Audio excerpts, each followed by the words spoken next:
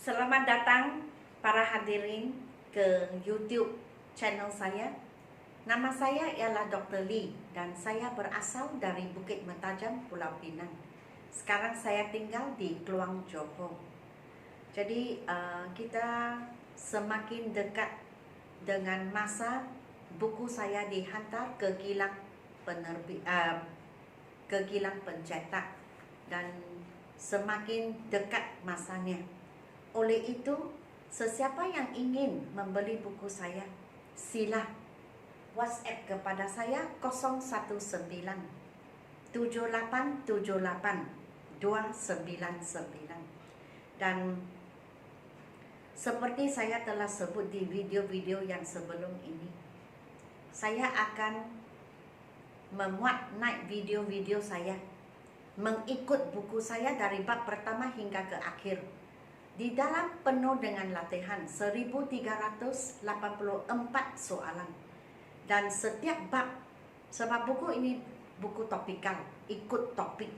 Dan ada contoh, saya beri contoh, kemudian saya buat penerangan, lepas itu saya beri soalan. Jawapan dilengkapkan di belakang buku, jadi senang untuk kamu menyemak.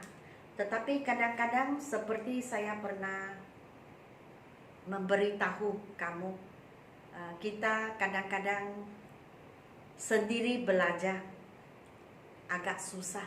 Sebab kadang-kadang tidak sendiri belajar, kita tidak ada asuhan, tidak ada bimbingan daripada sesiapa. Maka ini satu perkara yang rumit, yang susah. Sebab waktu kita tidak faham, kita berasa sangat kecewa, kita berasa sangat geram, kerana macam mana buat pun tidak pandai. Jadi kadang-kadang banyak orang yang pada permulaan sangat panas, dia mau begitu, dia panas. Tetapi akhirnya dia separuh jalan dia sudah lepaskan, sudah putus asa. So ini suatu perkara yang biasa. Kalau sendiri buat, tidak ada bimbingan dan panduan, kita kadang-kadang kebanyakan orang akan berasa putus asa dan lepaskan. Jadi untuk memastikan kamu yang membeli buku saya ini tidak putus asa, tidak berhenti separuh jalan, tidak lepaskan begitu sahaja, maka saya akan memuat naik video setiap bab dalam buku saya, dari bab yang pertama hingga ke akhir sekali. Jadi saya akan membawa kamu, memandu dan membimbing kamu dari bab pertama hingga ke akhir. Maka kamu akan berasa ada motivasi sebab cikgu di samping kamu. Jadi kamu akan habiskan buku bersama dengan saya. Dan apabila buku itu sudah habis, maka kamu sudah buat 1384 soalan dan sudah memahami bagaimana menguasai bahasa Inggris dari segi grammar. Lepas itu kamu bolehlah maju ke bidang penulisan, katakan karangan kah, artikel kah, atau kita panggil business letters. Saya kerap melihat orang yang tulis business letters itu buat kesilapan, buat kesalahan. Saya rasa kesalahan lebih tepat perkataannya. Buat kesalahan dari segi ejaan, dari segi tata bahasa, dari segi kosakata, menggunakan perkataan yang tidak betul. Saya pernah lihat, bukan satu kali tetapi banyak kali. Kadang-kadang saya tengok notis-notis yang dilekatkan di premis perniagaan, saya tengok ada kesalahan, tetapi mereka pun cuba juga menggunakan Inggris dan lekatkan di dinding atau di pintu kedai dan sebagainya. Jadi jangan lupa, jikalau ingin membeli buku saya, sila WhatsApp saya sekarang. Kita semakin dekat ke masa saya hantar untuk dicetak. Apabila kilang membuka, saya rasa tidak lama lagi saya akan hantar buku dan terus buku itu akan dicetak dan saya akan buat persediaan untuk menghantar buku ke rumah kamu. Hari ini ya saya kurang pasti ya bab ke 142 atau 141, sudah lupa, tapi tidak apa. Ini soalan dari subscriber. Mengapa salah? Dia tanya saya, he is a clever. Jadi apabila saya tengok soalannya, saya berpikir mungkin dia buat sebagai latihan atau mungkin dia tulis karangan dan dia dapat garisan merah. Tak tahu siapalah yang melukis garisan merah mungkin dan tidak buat penerangan kepada dia. Jadi subscriber ini rasa dia tidak faham. Jadi bagi saya ini adalah satu soalan yang baik. Kalau ada orang bertanya, pasti ada banyak orang yang tidak faham. Itu pendapat saya, konsep saya. Sebab itu saya rasa sangat gembira ada orang yang bertanya. Jadi sebab kamu bertanya, saya akan menjawab. Dan saya beri lebih lagi secara mendalam sedikit supaya semua subscriber faham. Bukan orang yang bertanya sahaja, yang lain juga mendapat manfaat. He is a clever, salah. Mengapa? Kalau kamu cakap ialah seorang. Jadi kamu cakap dia ialah seorang, dia adalah sepandai. Boleh nggak cakap begitu? Pasti kamu cakap seorang yang pandai, seorang budak yang pandai. So, kalau kamu cakap he is a clever, pasti ada orang akan bertanya, he is a clever. Jadi saya akan tanya kamu, a clever what? A clever boy, a clever girl, atau it is a big titik. Jadi saya cakap a big what? Apa? A big house, a big school, begitu. Atau it is a cute titik. A cute what? Satu comel, satu apa comel? Secomel, seapa comel? Seekor kucing yang comel. Atau it is a short, ia adalah satu pendek. Satu apa yang pendek? Saya akan tanya apa? A short what? Oh, a short pencil, a short person, begitu. Sebab itu dia salah. Dia tidak tulis. Di belakang clever, dia tidak tulis orang atau benda atau binatang ataupun tempat. Sebab itu salah. Okay? So, clever dipanggil adjectives dalam tata bahasa Inggris. Dan adjective saya beri dua lagi contoh. Tall, happy, ataupun warna merah, atau bentuk bulat. Ini bulat, ini a round clock. Ini a round table. Round itu ialah adjective juga. Dalam tata bahasa, jikalau kita gunakan adjectives macam clever, tall, happy, di hadapannya mesti ada ini, am atau is atau are. Kalau masa lalu, was atau were.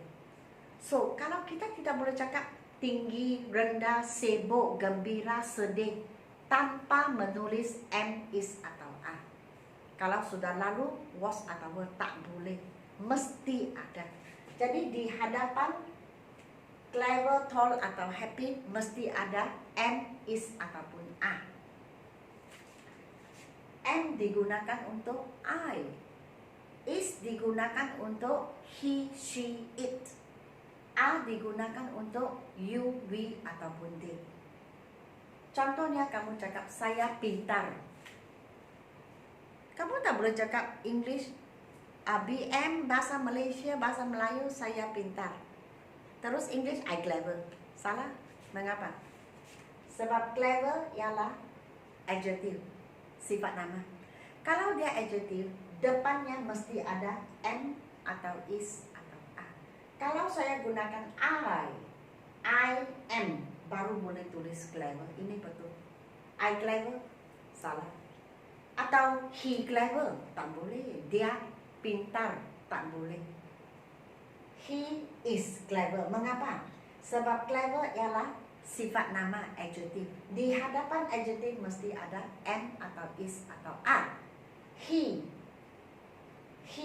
mesti guna is dulu, baru tulis clever. Begini betul. We clever boleh? Tak boleh. Mengapa? Clever ialah adjective. Di hadapan adjective mesti ada am, is ataupun are. We kita gunakan are. Jadi we are clever baru betul. Okey? Di sini ayat yang ditanya he is a clever, sudah saya beritahu salah. Kalau ada a belakang clever mesti ada orang, binatang, benda ataupun tempat. So a clever what? Saya tanya, oh a clever boy, a clever man, a clever child, a clever pupil, a clever student. Mesti cakap begitu. Sebab kalau kamu gunakan kamu mesti memberi kita panggil namaan. Maksudnya orang, binatang, benda ataupun tempat. Jadi he is clever betul? Betul macam ini. Boleh. Kalau tidak ada boleh. Kalau ada tak boleh. Mengapa? Sebab kalau ada mesti ada orang, tempat, binatang atau benda di belakang clever. Jadi kamu boleh tulis he is clever, tidak salah. Ataupun he is a clever boy.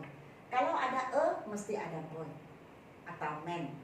Kalau tidak ada boy, maka tidak ada terus he is clever sahaja.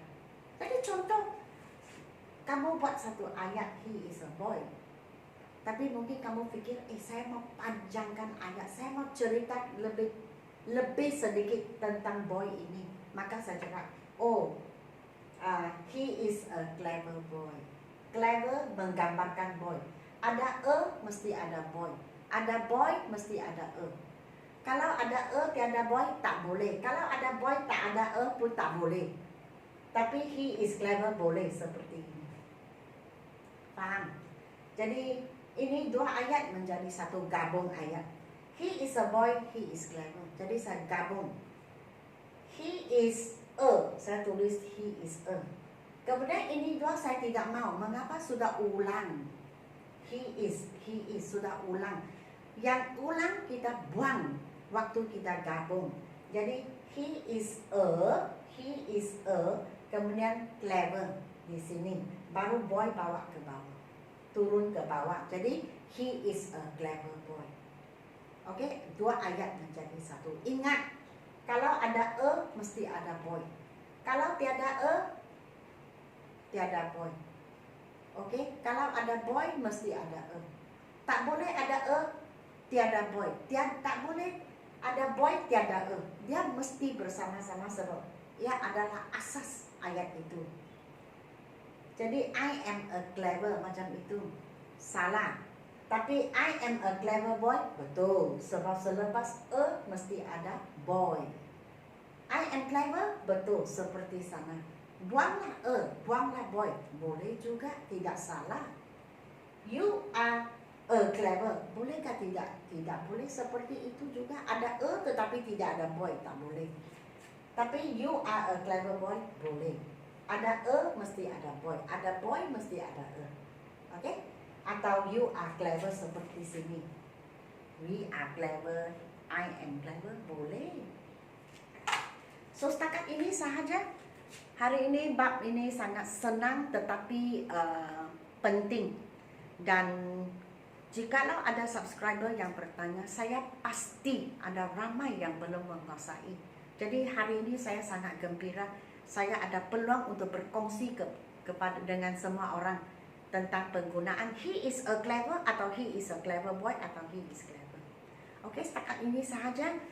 Sebelum saya mengucapkan selamat tinggal, sila like, share dan subscribe. Dan sekarang saya ingin berkongsi suatu berita yang gembira. Sebenarnya hal ini sudah lama, tetapi saya masih gembira. Dan saya ingin berkongsi dengan kamu semua. Sebenarnya saya adalah penulis dan penerbit Malaysia. Saya didaftarkan sebagai penerbit dan penulis. Jikalau kamu tinggal di Kuala Lumpur, maka kamu boleh pergi ke perpustakaan awam Kuala Lumpur dan kamu boleh lihat buku-buku saya di sana. Saya ada satu set di sana khusus untuk pendidikan kanak-kanak. Dan sebab saya pernah membuka taska dan tadika, saya pernah dilatih sebagai pengendali dan pengajar swasta, tadika dan taska swasta.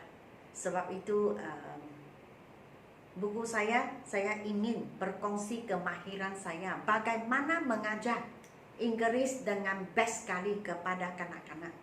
Dan jikalau kamu berada di Kuala Lumpur dan ingin melihat buku-buku saya, bolehlah pergi ke perpustakaan Kuala Lumpur, negara kita, dan tengoklah buku-buku saya. Dan buku yang saya sudah siap menulis sama juga. Saya akan kirim 5 naskah ke Kuala Lumpur, perpustakaan negara kita. Di sana kamu boleh tengok buku saya. Kalau kamu tinggal di Kuala Lumpur dan ingin belajar di perpustakaan tanpa membeli, okey juga. Bagi saya tiada masalah. Dan sekarang saya akan menuju ke depan dan saya akan tunjuk dan berkongsi berita gembira ini dan kita sama-sama happy. Jadi sekarang saya maju ke depan, ya. So kamu boleh tengok dekat sedikit. Ini dari Perpustakaan Negara Malaysia. Ini adalah logonya. Dan kamu boleh tengok tarikh 2015 lagi saya sudah diiktiraf di negara Malaysia sebagai penerbit dan penulis. Dan ini nama saya, penerbit Dr. Lee Sai Im, alamat saya. Dan kamu boleh tengok